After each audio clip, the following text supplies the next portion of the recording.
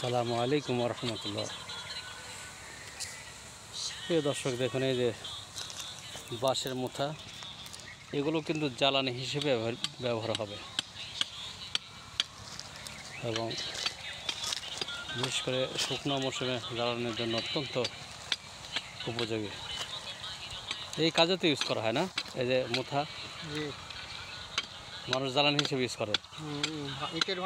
ইটের ভাটাতে যায় না,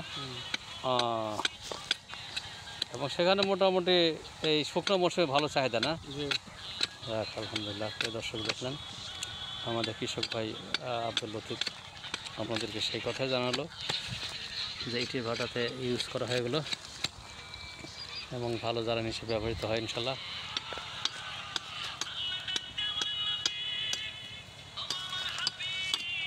প্রিয় দর্শক, গ্রাম বাংলার কৃষকের মাঠ থেকে আপনাদেরকে অনেক শুভেচ্ছা, অনেক ধন্যবাদ। আপনারা ভালো থাকবেন, সুস্থ থাকবেন। আসসালামু আলাইকুম রহমতুল্লাহ।